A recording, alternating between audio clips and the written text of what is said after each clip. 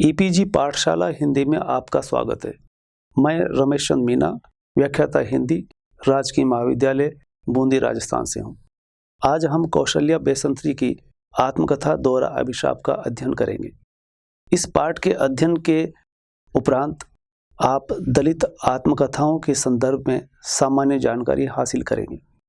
एक दलित स्त्री की आत्मकथा के माध्यम से वर्ण, जाति एवं पुरुष सत्ता के क्रूर एवं घृणित चेहरे को समझ सकेंगे। एक दलित स्त्री के व्यथा एवं उसके संघर्ष से रूबरू हो सकेंगे। दलित आत्मकथाओं के माध्यम से मानवीय संवेदनाओं से रूबरू हो सकेंगे। दलित साहित्य में आत्मकथा सबसे अधिक ताकतवर विधा साबित हुई है। दलित समाज चूंकि सदियों से जातिगत भेदभाव से प्रताड़ित रहा है, साहित्य लेखन में आने के बाद सबसे पहले उसे अपनी बात बिना कल्पना और अलंकारों के कहिए। इसलिए इस विधा के सबसे पहले और सबसे ताकतवर रूप में सामने आने पर कोई आश्चर्य किए जाने की जरूरत नहीं। कई विद्वान दलित लेखन की शुरुआत मध्यकालीन संत काव्य और उससे भी पहले बुद्ध के समय से ही मानते हैं, पर गौर करने पर पता चलता है कि इस आधुनिक दलित साहित्य और विमर्श की शुरुआत के बाद ही दलित दृष्टि से प्राचीन बौद्ध और संत साहित्य को भी नए ढंग से समझा गया है। आज देश की लगभग हर बड़ी भाषा में दलित साहित्य लिखा जा रहा है। इसकी शुरुआत मराठी से मानी जाती है। इसकी बड़ी वजह डॉक्टर भीमराव अंबेडकर द्वारा चलाए गए सामाजिक राजनीतिक आंदोलनों का वहाँ अधिक प्रखर होना रहा है, पर इसमें भी कोई दो राय नहीं कि मराठी से इसकी शुरुआत के बावजूद दलित साहित्य को नई ऊंचाई हिंदी भाषा में लिखने वाले साहित्यकारों ने दी है। इनमें कौशल्या बेसंतरी का बड़ा अहम स्थान है, क्योंकि उन्होंने मराठी भाषी होने के बावजूद अपनी यह आत्मकथा हिंदी में लिखी है।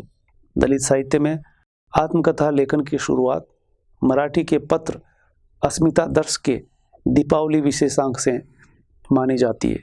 इस अंक में मराठी के कई साहित्यकारों, जिनमें राजा ढाले, नामदेव ढसाल और बाबूराव बागुल जैसे साहित्यकार शामिल हैं, उन्होंने मैं और मेरा लेखन कालम से अपने अपने जीवन और लेखन के बारे में लिखा। ये आत्मकथ्य बड़े पैमाने पर पढ़े और सराहे गए। माना जाता है कि इनकी प्रेरणा से ही बाद में विस्तृत आत्मकथाएं लिखी गई। इसके बाद ही मराठी की प्रसिद्ध आत्मकथा आठ वणीचे पक्षी और बलूत आदि प्रकाशित हुई। कालांतर में कई अन्य भाषाओं में भी अच्छी आत्मकथाएं लिखी गई, जैसे मराठी में ही लक्ष्मण गायकवाड़ की उठाई गिरी, शरण लिम्बाले की अक्करमासी, अंग्रेजी में प्रोफेसर श्यामलाल की अनटोल्ड स्टोरी ऑफ ए भंगी वाइस चांसलर, पंजाबी में बलबीर माधोपुरी की छांग्या रोग, कन्नड़ में सिद्धलिंगैया की उरुकेरी। हिंदी भाषा में भी मराठी के समान एक से बढ़कर एक दलित आत्मकथाएं सामने आई है। हिंदी में अब तक कोई 2 दर्जन आत्मकथाएं लिखी जा चुकी है।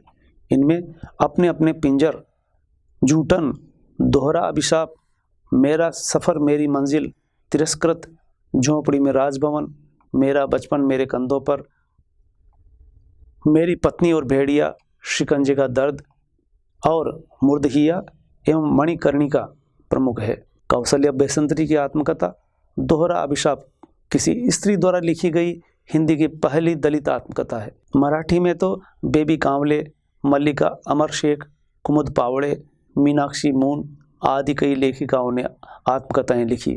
हिंदी की दूसरी दलित स्त्री की आत्मकथा सुशीला टाकबोरे की शिकंजे का दर्द है। गरीबी और जातिगत भेदभाव। लेखिका बचपन से ही भयंकर गरीबी का सामना करती है। अशिक्षा और अंधविश्वासों के चलते उसके माँ बाबा कई संतानों को जन्म देते हैं। अधिक बच्चे पैदा करना उस दौर में वहाँ के दलितों में बुरा या अजीब नहीं माना जाता था।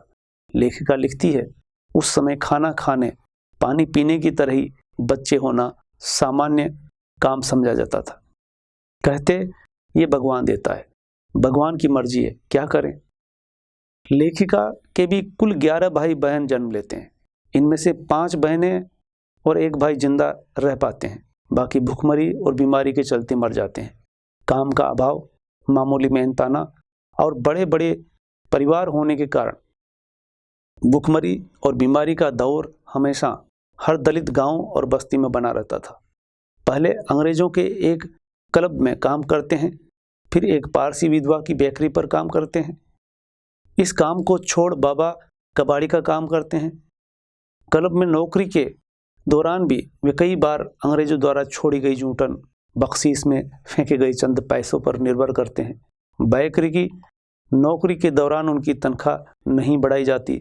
मजबूर बाबा वहां से कभी कभी डबल रोटी चुराकर साथ काम करने वाले लड़के मंगिया के हाथों घर भिजवा देते हैं।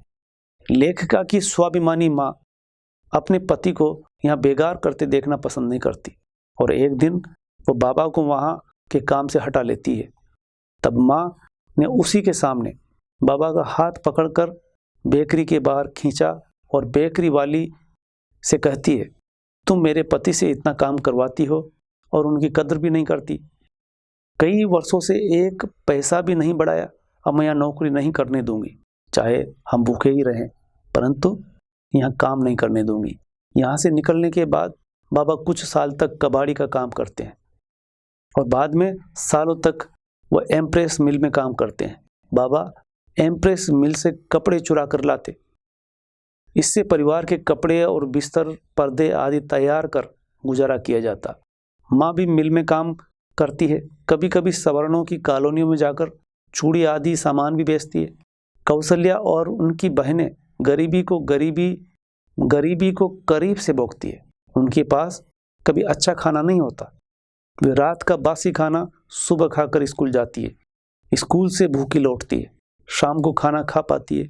कौशल्या के पास स्कूल में ले जाने के लिए अच्छा टिफिन और अच्छा खाना नहीं होता। इससे वह बार बार हीन भावना से भर जाती है और स्कूल में सबसे अलग बैठकर अपना टिफिन खोल पाती है। स्कूल के साथ साथ घर के बहुत से काम निपटाती है। स्कूल जाते वक्त दोनों बहनें रास्ते में गोबर इकट्ठा करती जाती ताकि उसे घर लाकर उपले बनाए जा सके। कई बार रेल की पटरियों के आसपास से कोयला इकट्ठा करती है ताकि खाना बनाने में ईंधन के काम लिया जा सके।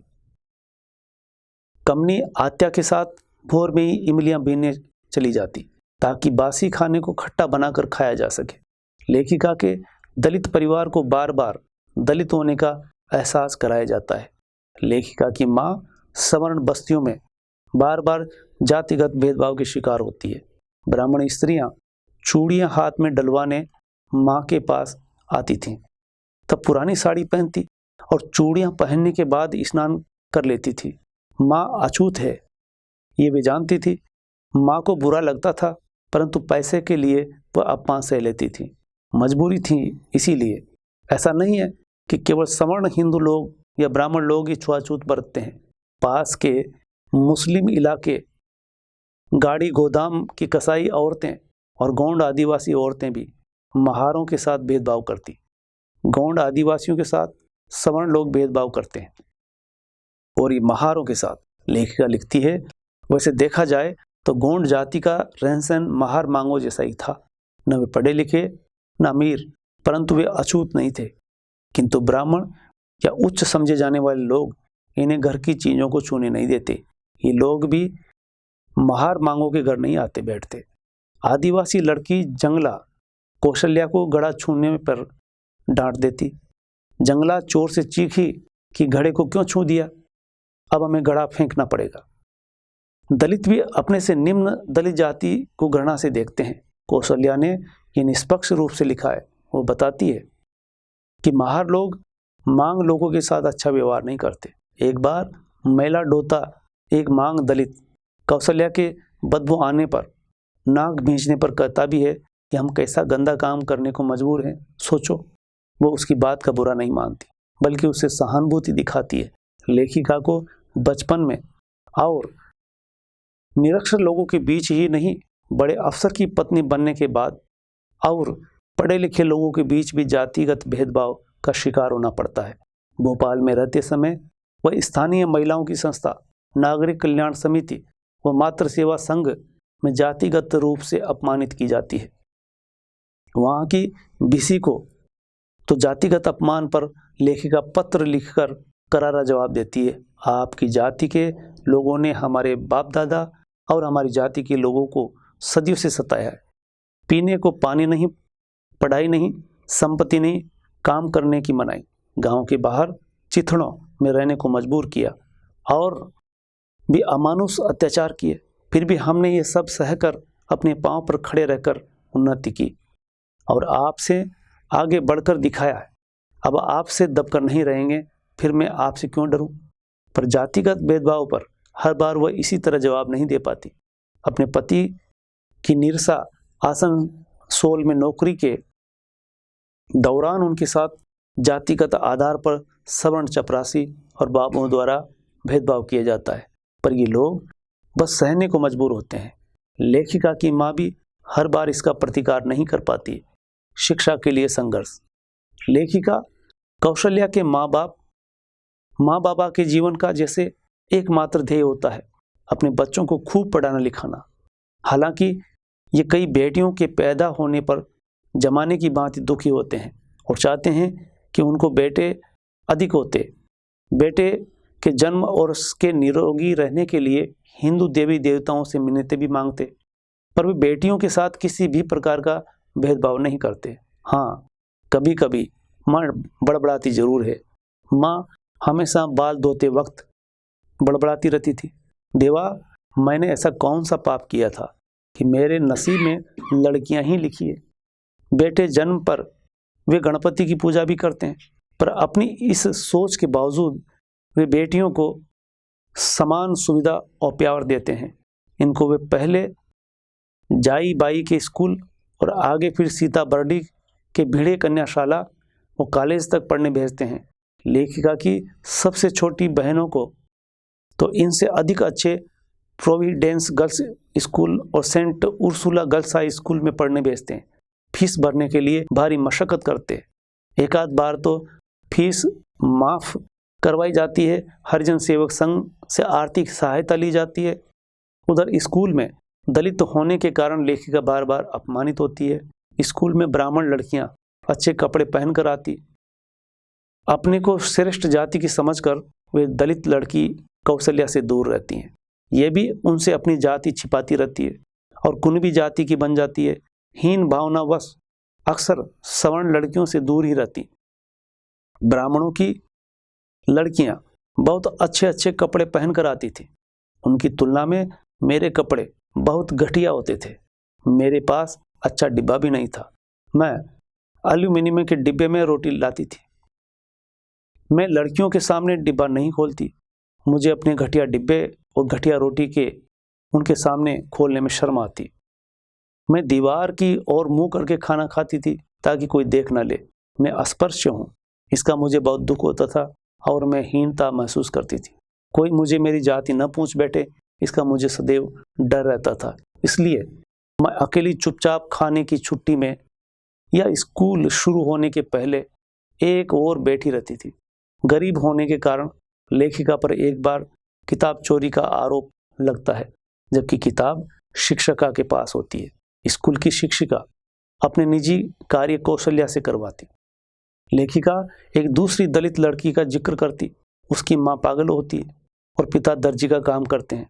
वो लड़की देर रात पिताजी के सिलाई के कपड़ों में बटन लगाती और सुबह जल्द उठकर घर के सारे काम निपटाती। थकी हारी स्कूल आती।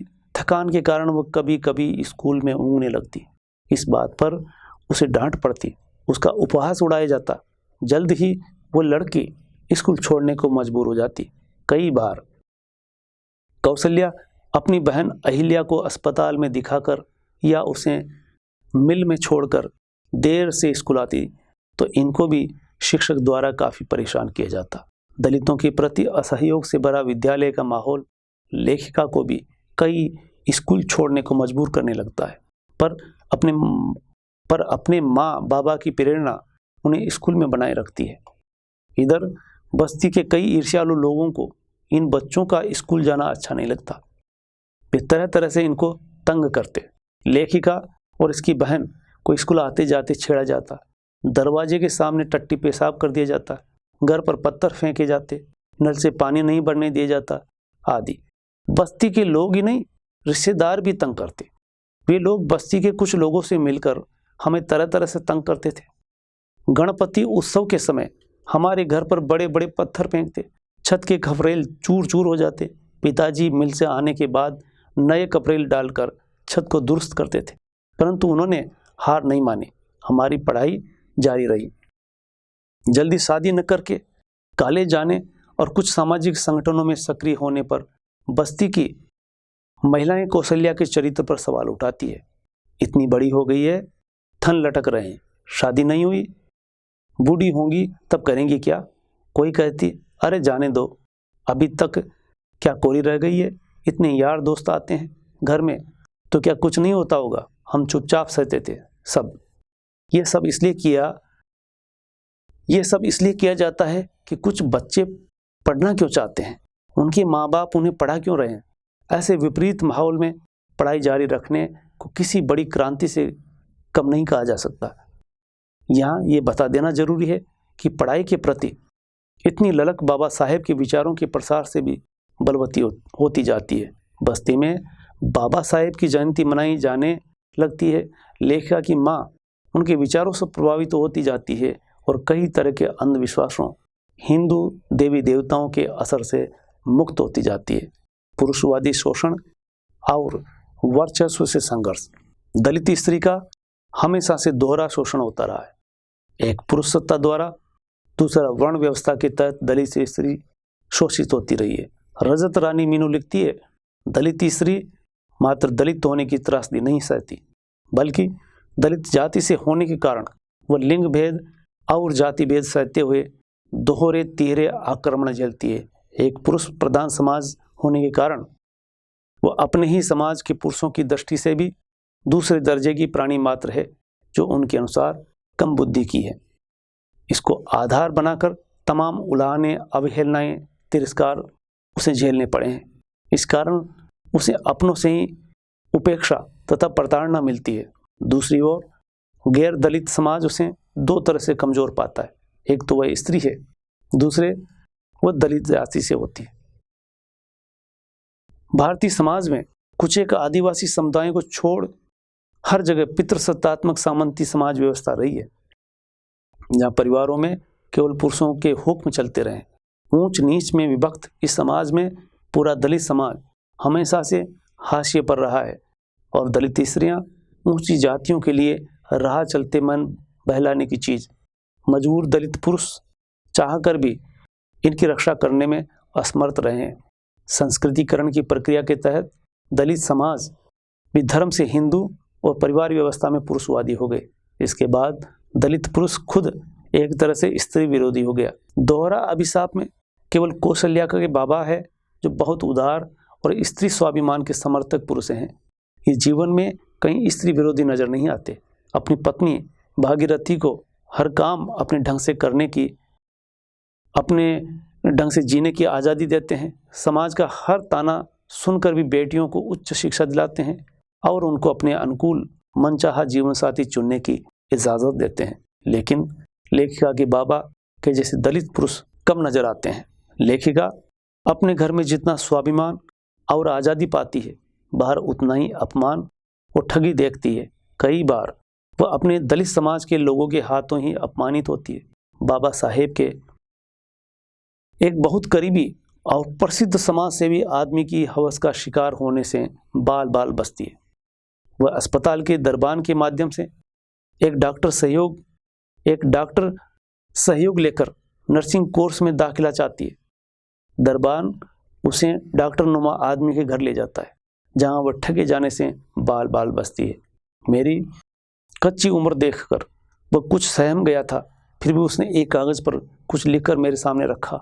उसमें लिखा था कि मैं तुमसे प्यार करना चाहता हूँ। उसके घर में घुसते ही मुझे कुछ कल्पना तो हुआ ही थी, पता नहीं मुझ में कहाँ से हिम्मत आई।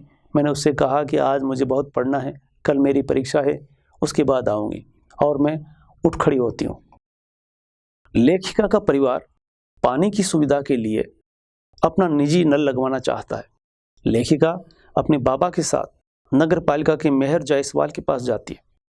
उसे 2-3 दिन बाद रात 8 बजे अपने घर बुलाता है, पर वह सब समझ जाती है और वहाँ नहीं जाती। फिर वह नगर पालिका को एक बहुत अच्छे सदस्य के पास जाती है। नल लगाने के बदले वो प्रस्ताव रखता है, कल हमारे साथ सिनेमा देखने चलोगी। लेखिका को समाज के अच्छे लोगों में ऐसे महिला शोषक बार बार मिलते हैं। वह अपने आसपास देखती है कि महिलाओं को दलित समाज में कहीं कोई इज्जत और अधिकार नहीं। बस्ती का जयराम खुद कमाता नहीं है और अपनी पत्नी राम कुंवर को मारता है, उससे पैसे छीन कर नशा करता है। दूसरी तरफ पैसे के लालच में वह भीतर भीतर उसे कहीं भी प्रेम करने की अप्रत्यक्ष इजाजत भी दे देता है। दशहरिया अपनी बेटी को चंद पैसे के लिए एक साहब के हाथों बेच देता है, जो बाद में जलकर मर जाती है। सखाराम की पत्नी को छोड़ता है एक ठेकेदार और इसकी सजा इसी स्त्री को नंगा करके गधे पर बिठा कर दी जाती है। वह अपमानित स्त्री रात में बस्ती के कुएं में आत्महत्या कर लेती है। बस्ती में बाहर निकलने के बाद वह बेचारी झाड़ी में छिपी रहती है, क्योंकि उसके बदन पर पूरे कपड़े नहीं थे। रात में वो बस्ती के कुएं में कूद गई। सवेरे उसका शरीर पानी के ऊपर तैर रहा था। उसके माँ बाप आए और कहने लगे कि इसने हमारी नाक कटवाई, अच्छा ही हुआ कि उल्टा मर गई। भोपाल में लेखिका के संपर्क में आई दलित लड़की ललिता भी दलित समाज के संकीर्ण माहौल में परेशान रहती है। उसका पति उसे मारता पीटता है, उसके चरित्र पर शक करता है। इस तरह से परेशान पागल होकर वो खुद भी मर जाता है। कुछ साल बाद दलित भी जलकर मर जाती है। यही स्त्री पात्र कई बार गैर दलित समाज के हाथों शोषित है, कई बार अपने दलित समाज द्वारा भी, जो पुरुषवादी सामंती हथकंडों से इन पर कहर ढा रहा है। लेखिका की नानी और माँ इस पुरुषवादी सोच की हमेशा विरोधी रही। उनकी नानी तो अपने क्रूर धनी पति को हमेशा के लिए छोड़कर गांव से नागपुर शहर में आ जाती है और कभी वापस नहीं लौटती। यहीं रहकर अपनी बेटी को पालती पोसती है, उसका घर बसाती है और अपनी नातिनों को पालने पोसने की भी जिम्मेदारी निभाती है। बस्ती के आसपास की कई महिलाएं, जैसे दलित महिला जाई बाई और आदिवासी महिला झूलाबाई, लड़कियों के लिए स्कूल चलाती नजर आती है। उस दौर में यह कोई मामूली बात नहीं थी। लेखिका कौशल्या बेसंत्री भी काफी स्वाभिमानी औरत साबित होती है। दलित दंपति का तनाव। यह आत्मकथा एक उच्च शिक्षित दलित पति पत्नी के दाम्पत्य जीवन की कहानी भी है। कौशल्या बेसंत्री को उनके माँ बाप अपने जीवन के सभी फैसले खुद लेने की छूट देते हैं। शांत और उदार स्वभाव के बाबा और बाबा साहेब के भाषण सुनने वाली जुझारू माँ मानते हैं कि उनकी बेटियां उनसे अधिक समझदार हो गई है। लेखिका शेड्यूल कास्ट स्टूडेंट फेडरेशन की ज्वाइंट सेक्रेटरी होती है और इसी संगठन की ओर से 1945 में उन्नाव में हुए उत्तर प्रदेश के शेड्यूल कास्ट स्टूडेंट फेडरेशन के अधिवेशन में जाती है। वहाँ इनकी पहचान BHU से आए देवेंद्र कुमार से होती है। ये विद्यार्थी उस वक़्त MA LLB करके डिलीट कर रहा था। ये कानपुर से निकालने वाली हिंदी अखबार सावधान और मद्रास से निकालने वाले एक अंग्रेजी अखबार में लेख लिखता था। उसकी शादी हो चुकी थी, मगर बाद में उसकी पत्नी व बच्चों की मृत्यु हो गई। लेखिका इसे शादी कर लेती है। बाद में पता चलता है कि वह बहुत शैतान आदमी था, जो पहली पत्नी को भी पीटता था। उसने पत्नी सिर्फ खाना बनाने और उसकी शारीरिक भूख मिटाने के लिए चाहिए थी। ये रिश्ता सालों तक इसी तरह तनाव से भरकर चलता रहता है। पैसे देवेंद्र कुमार अपनी अलमारी में ताले में बंद रखता और रोज दूध और सब्जी के पैसे देता। पति उसकी हर तरह से उपेक्षा करता रहा और लेखिका दशकों तक पीड़ित बनी रहती है। वह अपने पति की खूबियों के लिए तारीफ भी करती है। देवेंद्र कुमार को स्वतंत्रता सेनानी का ताम्रपत्र मिला और पेंशन भी मिलती है। सरकार ने उसके कार्य की प्रशंसा की थी, किंतु यही व्यक्ति अपने घर में लड़ाई करता था अपनी पत्नी से। देवेंद्र के इस रवैये के चलते इस दंपति की दूरियां बढ़ती जाती है। बहुत अत्याचार होने पर मैंने कोर्ट में देवेंद्र कुमार पर केस दायर किया। आज 10 वर्ष से कोर्ट में केस अटका पड़ा है। मुझे हर माह 500 रुपये मेंटेनेंस के मिलते हैं। लेखिका 40 वर्ष तक उस घर में रहकर सब कुछ झेलती रहती है और जब बच्चे बड़े हो जाते हैं पति पर केस दायर कर देती है। निष्कर्ष, कौशल्या बेसंत्री की यह आत्मकथा अपने अंत में एक संदेश छोड़ती है। अगर हम स्वाभिमान से अपनी उन्नति करना चाहते हैं, तब हमें अपने पांव पर खड़े होकर अपने भरोसा रखकर आगे बढ़ना होगा। हमें अपने अंदर शक्ति पैदा करनी होगी। किसी का सहारा लेकर चलने से काम नहीं बनेगा। प्रसंग के हिसाब से तो ये बात दलित महिलाओं के बारे में कही गई प्रतीत होती है, लेकिन लेखिका संपूर्ण दलित समाज के बारे में ये बात कह रही है। लेखिका ने कोई अतिरिक्त बयानें नहीं की। कई सवर्ण पुरुषों के प्रोत्साहन की भी सराहना की गई है। अपने आसपास के परिवेश की विपन्नता और संपन्नता को बिना किसी लाग लपेट के दर्शाया है। उस जमाने में दलित बालिकाओं का स्कूल जाना और प्रोत्साहन पाना उत्तर भारत की तुलना में जातिगत भेदभाव का कम शिकार होना, बाबा साहेब के अनुकरण से, धार्मिक अंधविश्वासों से पिंड छुड़ाना, लड़कियों का सामाजिक कार्यों में आगे आना, उच्च शिक्षा ग्रहण करना, प्रेम विवाह तक करना आदि सकारात्मक पहलुओं का इससे पता चलता है। इसके साथ ही दलित समाज के एक हिस्से और परिवारों के संक्रमण के दौर को समझने के लिए, विशेषकर दलित दाम्पत्य जीवन को समझने के लिए ये एक अच्छी रचना है। धन्यवाद।